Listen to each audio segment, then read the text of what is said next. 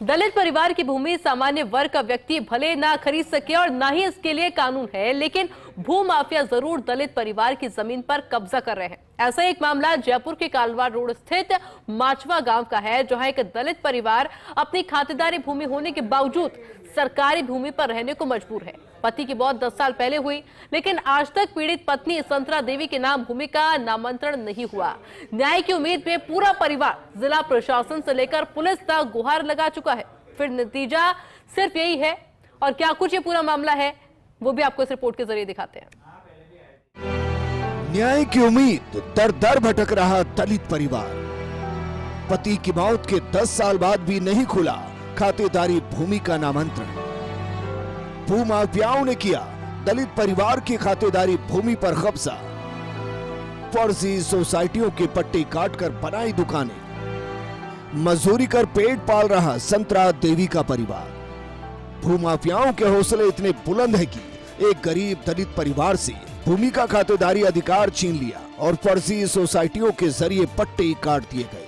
भूमाफियाओं के हौसले कितने बुलंद हैं, इसका अंदाजा इसी से लगाया जा सकता है कि राजधानी जयपुर से महज 15 किलोमीटर दूर ही दलित परिवार की भूमि पर कब्जा कर लिया गया। कालवा रोड स्थित माचना गांव का एक दलित परिवार अपने परिवार की खातेदारी भूमि को बचाने की लड़ाई लड़ रहा है। दरअसल भैरू धानका की मौत 2013 में हुई थी। इसके बाद से ही पत्नी संतरा देवी और 9 बेटे बेटियां पिता के नाम दर्ज करीब 2 बीघा कृषि भूमि का नामांतरण अपने नाम करवाने का प्रयास कर रही।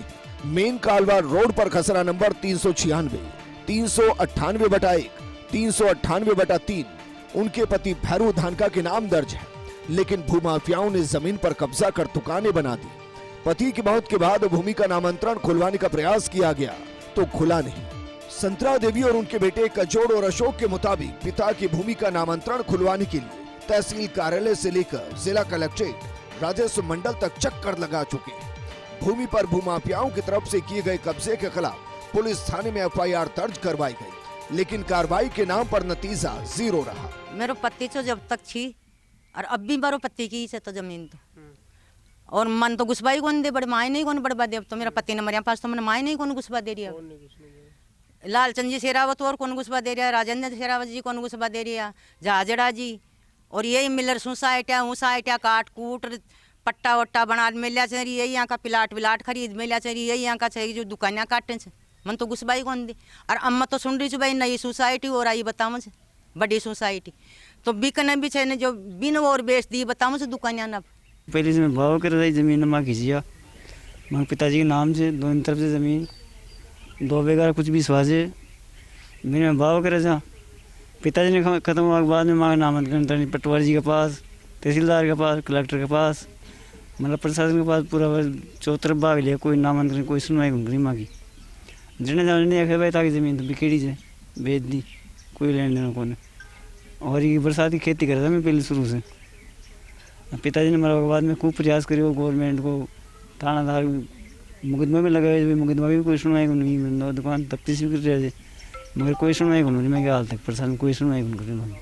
हमारी ज़मीन पर अवैध कब्जा करके लोग बागों ने पट्टे काट दिए। और लालचंद जी शेरावत जी और राजेंद्र जी उन्होंने मिलकर फर्जी सोसाइटी बना के हमारे नाम से पट्टे काट दिए। और हम जाते हैं जगह ज़मीन पे तो हमें मारने पीटने की धमकी देते हैं कि फ़ोन में पुलिस वाले बुला लेते हैं और एक फ़ोन में 50 जने बैठे हो जाते हैं। हम जाते हैं हमारे से मारपीट करने की कोशिश करते हैं, लेकिन हम उनसे लड़ नहीं सकते क्योंकि हमारे पास इतना पावर नहीं है, इसलिए भगा देते हैं घर पे। और पहले हमारी ज़मीन पे पापा खेती बाड़ी भी करते थे, हम भी जाते थे। और जैसे 2013 में पिताजी खत्म हुए उनके बाद में इन्होंने धीरे धीरे सोसाइटी के पट्टे काट के ज़मीन को बेचने लग गए।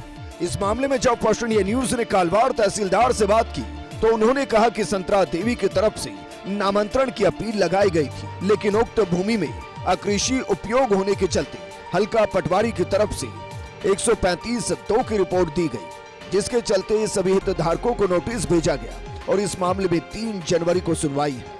तहसीलदार जयपाल सिंह के अनुसार जिन सोसाइटियों ने भूमि पर पट्टे जारी किए हैं उनको तहसील कार्यालय की तरफ से नोटिस शामिल करवाने की कार्रवाई की गई, लेकिन सही पता नहीं होने के चलते नोटिस शामिल नहीं हो सके।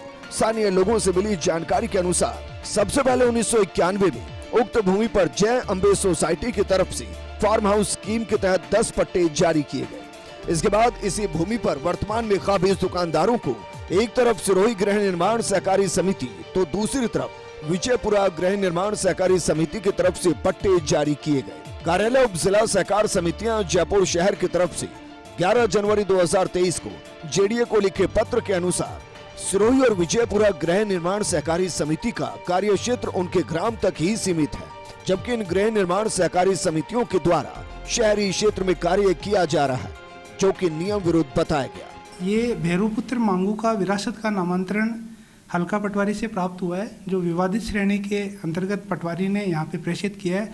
क्योंकि कोई भी नामांतरण विवादित रहता है तो उसकी 135(2) की सुनवाई पश्चात ही फाइल फैसल की जाती है। तो वर्तमान में ये यहाँ पे 135(2) में दर्ज है और जो पक्षकार है उनको नोटिस दिए गए हैं। कुछ जो नोटिस तामील नहीं हुए हैं वो वापस आए हैं, तो उनको कायम मुकाम में दोबारा सही पत्ते पे प्रेषित करके और पूरी जो भी पत्रावली के अंदर जो भी साक्ष्य आएंगे उन सभी साक्ष्यों के आधार पे इस फाइल को निर्णित किया जाएगा और उसी आधार पे नामांतरण दर्ज किया जाएगा। राजस्व मामलों के विशेषज्ञ और राजस्थान प्रशासनिक सेवा के रिटायर्ड अधिकारी राधेश्याम पत्रा के मुताबिक राजस्थान काश्तकारी अधिनियम 1955 की धारा 42B अनुसूचित जाति के सदस्य द्वारा कृषि भूमि की बिक्री, उपहार या वसीयत को प्रतिबंधित करती है। राजस्थान काश्तकारी अधिनियम की धारा 42 एक बार भूमि को गैर कृषि उपयोग में परिवर्तित कर देने के बाद निर्विवाद रूप से लागू नहीं होती, जबकि उक्त भूमि वर्तमान में भी कृषि भूमि में ही दर्ज है। 2012 में सुप्रीम कोर्ट द्वारा राजस्थान में अंजने ऑर्गेनिक हर्बल प्राइवेट लिमिटेड बनाम राजस्थान राज्य मामले में ये फैसला सुनाया गया था कि SC/ST भूमि का सहकारी समितियों द्वारा अधिग्रहण अवैध है। लेकिन जिस तरीके से जमीन पर अवैध कब्जा किया गया, उसको देखते हुए मौके पर जो बिना अनुमति अवैध रूप से दुकानें बन गई हैं, उन दुकानों को तोड़ने की कार्रवाई जेडीए को करनी होगी और जमीन भी खाली करानी होगी। राजस्थान टेनेंसी एक्ट 1955 में सितंबर 1956 में धारा 42B जोड़कर अनुसूचित जाति एवं अनुसूचित जनजाति के व्यक्तियों द्वारा उनकी भूमि अन्य व्यक्तियों और संस्थाओं को क्रय करने पर प्रतिबंध लगाया गया था। इसी क्रम में वर्ष 2000 में राज्य सरकार ने शहरिया जनजाति के व्यक्तियों की भूमियों को शहरिया जनजाति के अन्य किसी व्यक्ति को बेचने पर भी प्रतिबंध लगाया है। इस प्रकार से वर्तमान में अनुसूचित जाति के व्यक्ति की भूमि को केवल अनुसूचित जाति का व्यक्ति खरीद सकता है। अनुसूचित जनजाति के व्यक्ति की भूमियों को अनुसूचित जनजाति के व्यक्ति खरीद सकता है।